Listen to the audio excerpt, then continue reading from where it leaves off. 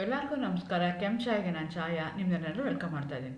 ನಾನು ಒಂದು ಕಾಲೇಜಲ್ಲಿ ಕೆಮಿಸ್ಟ್ರಿ ಪ್ರೊಫೆಸರ್ ವರ್ಕ್ ಮಾಡ್ತಾ ಇದ್ದೀನಿ. ನನ್ನ ಇಂಟೆನ್ಷನ್ ಈ ಚಾನಲ್ ಸ್ಟಾರ್ಟ್ ಮಾಡೋಕ್ಕೆ ಅಂದರೆ ಸಾಧ್ಯ ಆದಷ್ಟು ಕೆಮಿಸ್ಟ್ರಿ ರಿಲೇಟೆಡ್ ಟಾಪಿಕ್ನ ಸಿಂಪಲಾಗಿ ಕನ್ನಡದಲ್ಲಿ ಹೇಳುವಂಥ ಪ್ರಯತ್ನ ಮಾಡ್ತಾ ಇದ್ದೀನಿ. ಕೆಮಿಸ್ಟ್ರಿ ಇಷ್ಟ ಇದ್ದವರು ಕೆಮಿಸ್ಟ್ರಿ ಕಡೆಗೆ ಸೆಳೆಯುವಂಥ ಪ್ರಯತ್ನ ನನ್ನ ಚಾನಲಲ್ಲಿ ಮಾಡ್ತಾ ಇದ್ದೀನಿ.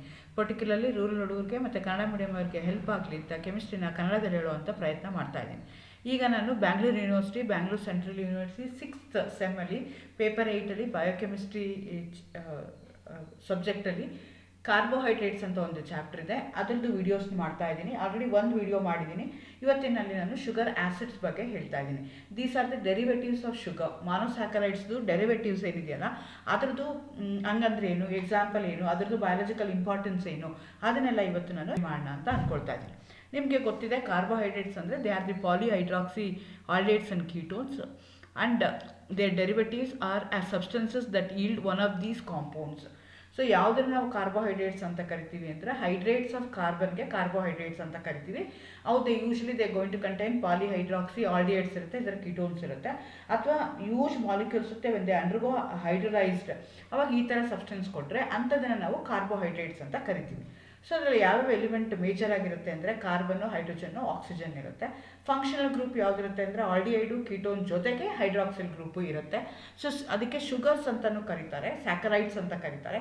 ಯಾಕೆಂದರೆ it's obtained from the Latin saccharum ಅಂದರೆ ಶುಗರ್ ಅಂತ. Usually they going to end up with OSC. So ಈಗ ಗ್ಲೂಕೋಸ್ ಇರ್ಬೋದು, ಫ್ರಕ್ಟೋಸ್ ಇರ್ಬೋದು, ಗ್ಯಾಲಕ್ಟೋಸ್ ಇರ್ಬೋದು, OSCಯಿಂದ ಎಂಡ್ ಆಗುತ್ತೆ. Indicates that they are sugars ಅಂತ.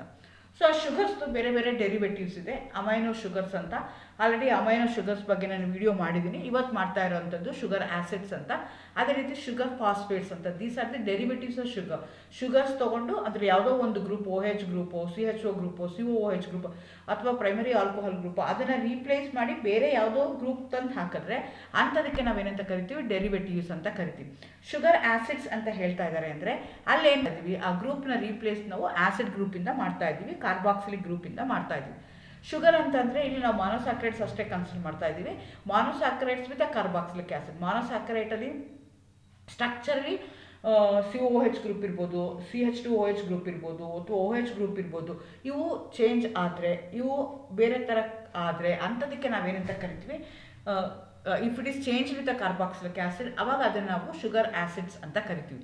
These are the sugar formed by the oxidation of aldehydic or primary alcohol in aldo sugars. ಹೇಗೆ ನಾವು ಇಲ್ಲಿ ಕೀಟೋ ಶುಗರ್ಸ್ನ ತೊಗೊಳ್ಳಲ್ಲ, because they usually do not undergo oxidation. Only aldo sugars ಮಾತ್ರ ತೊಗೊಳ್ತೀವಿ, ಅಂದರೆ aldehyde ಇರುವಂಥ ಶುಗರ್ಸ್ ತೊಗೊಳ್ತೀವಿ. ಆ ಆಲ್ಡಿಹೈಡ್ ಶುಗರ್ಸ್ ಆಕ್ಸಿಡೇಷನ್ ಆದಾಗ ಆಲ್ಡಿಹೈಡ್ ಗ್ರೂಪ್ ಇರ್ಬೋದು ಅಥವಾ ಪ್ರೈಮರಿ ಆಲ್ಕೋಹಾಲಿಕ್ ಗ್ರೂಪ್ ಇರ್ಬೋದು, ಅವು ಆಕ್ಸಿಡೇಷನ್ ಆಗುತ್ತೆ using a different oxidizing agent. So ಅಂಥದಕ್ಕೆ ನಾವೇನಂತ ಕರಿತೀವಿ, ಶುಗರ್ ಆ್ಯಸಿಡ್ಸ್ ಅಂತ ಕರಿತೀವಿ. Depending upon type of oxidizing agent, depending upon the way it is getting oxidized, ಅದನ್ನು 3 ಥರ ನಾವು ಕ್ಲಾಸಿಫೈ ಮಾಡ್ತೀವಿ. ಆಲ್ಡೋನಿಕ್ ಅಂತ ಹೇಳ್ತೀವಿ, ಆಲ್ಡ್ ಯೂರೋನಿಕ್ ಅಂತ ಹೇಳ್ತೀವಿ, ಇದಕ್ಕೆ ಬರೀ ಯೂರೋನಿಕ್ ಆ್ಯಸಿಡ್ಸ್ ಅಂತಲೂ ಕರೀತಾರೆ, ಆಲ್ಡಾರಿಕ್ ಆ್ಯಸಿಡ್ಸ್. ನೀವು ನೋಡ್ಕೋಬೇಕಾಗತ್ತೆ, ಸ್ವಲ್ಪನೇ ಸ್ಪೆಲ್ಲಿಂಗ್ ವ್ಯತ್ಯಾಸ ಇದೆ. ಆಲ್ಡೋನಿಕ್, ಆಲ್ಡ್ ಯೂರೋನಿಕ್, ಆಲ್ಡಾರಿಕ್ ಆ್ಯಸಿಡ್ಸ್, ಆ ಥರ 3 ರೀತಿಯಾಗಿರುವಂಥ ಆ್ಯಸಿಡ್ ಇದೆ. ಮೊದಲನೇದು ಆಲ್ಡೋನಿಕ್ ಆ್ಯಸಿಡ್ಸ್. ಇಲ್ಲಿ ಏನಾಗುತ್ತೆ ಅಂತಂದರೆ ನಿಮಗೆ ಗೊತ್ತಿದೆ, ಆಲ್ಕೋಹಾಲ್ನ ತೊಗೊಂಡ್ರೆ ಮಾನೋಸ್ಯಾಕರೈಡ್ಸ್ನ ತೊಗೊಂಡು ನಾನು ಈ ಗ್ಲೂಕೋಸ್ನ ತೊಗೊಂಡಿದ್ದೀನಿ. ಗ್ಲೂಕೋಸಲ್ಲಿ ನಿಮಗೆ ಗೊತ್ತು, ಒಂದು ಕಡೆಗೆ CHO ಗ್ರೂಪ್ ಇದೆ, ಇನ್ನೊಂದು ಕಡೆಗೆ CH2OH ಗ್ರೂಪ್ ಇದೆ. ಇದನ್ನು ನಾನು ಬ್ರೋಮಿನ್ ವಾಟರ್ನ ಯೂಸ್ ಮಾಡಿಕೊಂಡು ಆಕ್ಸಿಡೇಷನ್ ಮಾಡಿದ್ರೆ CHO ಗ್ರೂಪ್ ಏನಿರುತ್ತಲ್ಲ ಅದು COOH ಗ್ರೂಪ್ಗೆ ಕನ್ವರ್ಟ್ ಆಗುತ್ತೆ. ಸೊ ಈ ಥರ ಕನ್ವರ್ಷನ್ ಆಗುತ್ತಲ್ಲ, the conversion of or oxidation of CHO group into COOH group. So such type of acids, such type of sugar acids ನಾವೇನಂತ ಕರಿತೀವಿ ಅಂದರೆ ಆಲ್ಡೋನಿಕ್ ಆ್ಯಸಿಡ್ಸ್ ಅಂತ ಕರಿತೀವಿ. These are obtained by the mild oxidation of aldoses when only aldehyde group is oxidized. So ನೀವು oxidation ಆಗಬೇಕು ಅಂತಂದರೆ primary alcohol ಆಗ್ಬೋದು ಮತ್ತು ಆಲ್ಡಿಹೈಡು ಆಗ್ಬೋದು, ಆದರೆ ಬರೀ aldehyde, because I am using A mild oxidising agent use ಮಾಡ್ತಾ ಇರೋದಕ್ಕೋಸ್ಕರ ಬರೀ CHO ಗ್ರೂಪ್ ಏನಾಗ್ತಾ ಇದೆ, COOH ಗ್ರೂಪ್ಗೆ ಕನ್ವರ್ಟ್ ಆಗ್ತಾ ಇದೆ. ನಾನಿಲ್ಲಿ ಯಾವ ಆಕ್ಸಿಡೈಸಿಂಗ್ ಏಜೆಂಟ್ ಯೂಸ್ ಮಾಡ್ತಾ ಇದ್ದೀನಿ ಅಂದರೆ ಬ್ರೋಮಿನ್ ವಾಟರ್ನ ಯೂಸ್ ಮಾಡ್ತಾ ಇದ್ದೀನಿ. ಅಂಥ ಆ್ಯಸಿಡ್ಸ್ಗೆ ನಾವೇನಂತ ಕರಿತೀವಿ, ಆಲ್ಡೋನಿಕ್ ಆ್ಯಸಿಡ್ ಅಂತ ಕರಿತೀವಿ.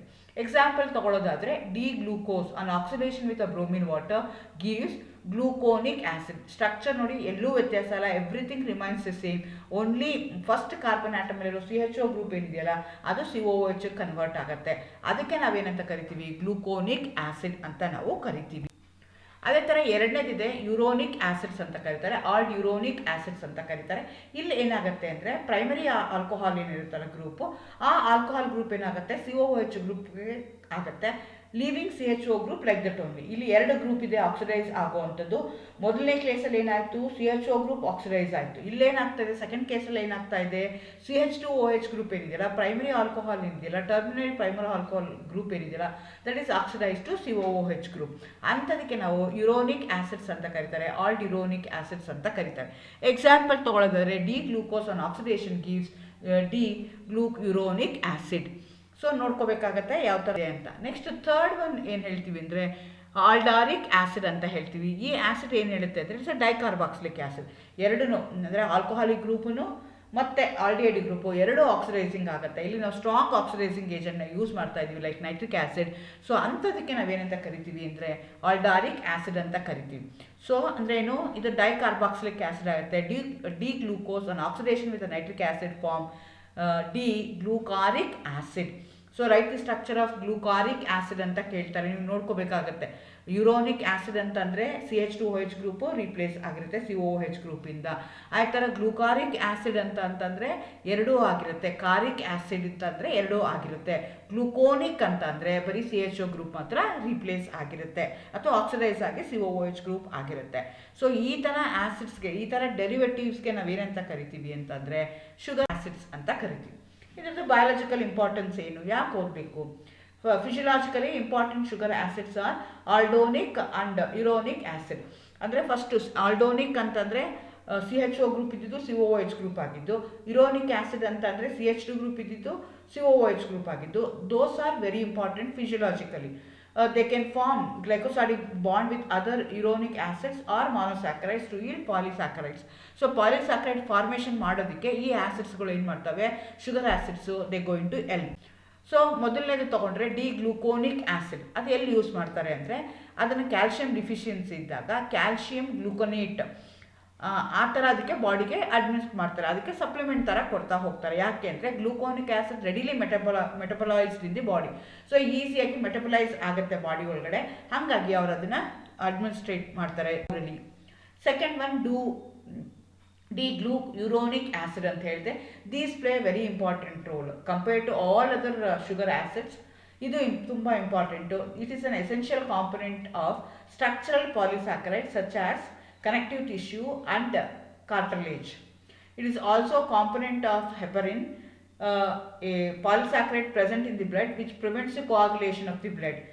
ಅಂದರೆ ಏನು, ನಿಮಗೆ ಬ್ಲಡ್ ಹೆಪ್ಪುಗಟ್ಟುತ್ತಲ್ಲ, ಅದಕ್ಕೆ ನಾವೇನಂತ ಕರಿತೀವಿ, ಕೋಆಗ್ಯುಲೇಷನ್ ಅಂತ ಹೇಳ್ತೀವಿ. ಅದು ಯಾಕೆ ಹೆಪ್ಪುಗಟ್ಟುತ್ತೆ ಅಂತಂದರೆ because there is A component ಯಾವುದು ಅಂತಂದರೆ ಹೆಪರೈನ್ ಅಂತ ಹೇಳ್ತಾರೆ. ಅದು ನಿಮ್ಮ ಬಾಡಿನಲ್ಲಿ ಇದ್ದರೆ ಮಾತ್ರ ಅದು ಕ್ಲಾಟ್ ಆಗುತ್ತೆ, ಇಲ್ಲ ಅಂದರೆ ಕೋಆಗ್ಯುಲೇಷನ್ ಅದು ಆಗೋದೇ ಇಲ್ಲ, ರಕ್ತ ಹೋಗ್ತಾನೆ ಇರುತ್ತೆ. It is required in the detoxification of a number of water insoluble components such as steroids, drugs ಅದೆಲ್ಲ ಹೊರಗಡೆ ಹಾಕೋದಕ್ಕೆ ಇದು ನಮಗೆ ಆಗುತ್ತೆ. Third one physiologically doesn't have much important. Formation of aldaric acid is useful in the identification of aldoses. So ಯಾವ ಥರ ಆಲ್ಡೋಸಸ್ ಇದೆ ಅಂತ ನಮ್ಗೆ ಐಡೆಂಟಿಫಿಕೇಶನ್ ಮಾಡೋಕ್ಕೆ ಇದು ಯೂಸ್ ಆಗುತ್ತೆ. ಸೊ ಈ ರೀತಿಯಾದಂಥ 3 ಟೈಪ್ಸ್ ಆಫ್ ಶುಗರ್ ಆ್ಯಸಿಡ್ಸ್ ಇರುತ್ತೆ. ಒಂದು ಆಲ್ಡೋನಿಕ್ ಆ್ಯಸಿಡು, ಇನ್ನೊಂದು ಆಲ್ಡ್ ಯುರೋನಿಕ್ ಆ್ಯಸಿಡು, ಇನ್ನೊಂದು ಆಲ್ಡಾರಿಕ್ acid. Physiologically, aldonic acid or alduronic acid play very important, whereas aldaric acid doesn't play a very important role in physiological aspects. Structure wise ತಗೊಳ್ತಾ ಹೋದ್ರೆ ಅಂದರೆ ಆಲ್ಡೋನಿಕ್ ಆ್ಯಸಿಡಲ್ಲಿ CHO group COOHಗೆ oxidise ಆಗುತ್ತೆ. Mild oxidising agent use ಮಾಡ್ತಾ ಇದ್ದೀವಿ, bromine ವಾಟರ್ನ use ಮಾಡ್ತಾ ಇದ್ದೀವಿ, CHO ಇದ್ದಿದ್ದು COOHಗೆ ಕನ್ವರ್ಟ್ ಆಗುತ್ತೆ. ಎರಡನೇದು ಆಲ್ಡ್ ಯುರೋನಿಕ್ ಆ್ಯಸಿಡಲ್ಲಿ ತೊಗೊಂಡ್ರೆ primary alcohol, terminal primary alcohol ಇದ್ದು COOHಗೆ ಕನ್ವರ್ಟ್ ಆಗ್ತಾ ಇರುತ್ತೆ. Physiologically it going to play very important role. Third one aldaric acid ಅಂತಂದರೆ ಎರಡು COOH ಗ್ರೂಪು ಮತ್ತು CHO ಗ್ರೂಪು ಮತ್ತು CH2OH ಗ್ರೂಪು ಎರಡೂ ಆಕ್ಸಿಡೈಸ್ ಆಗಿರುತ್ತೆ. ಅದಕ್ಕೆ ನಾವೇನಂತ ಕರಿತೀವಿ, ಆಲ್ಡಾರಿಕ್ ಆ್ಯಸಿಡ್ ಅಂತ ಕರಿತೀವಿ. Physiologically it doesn't play very important role. ಈ ಥರ ಬೇರೆ ಬೇರೆ ಶುಗರ್ ಆ್ಯಸಿಡ್ಸ್ನ ನೀವು ಓದ್ತಾ ಹೋಗ್ತೀರಾ. Thank you, all the best.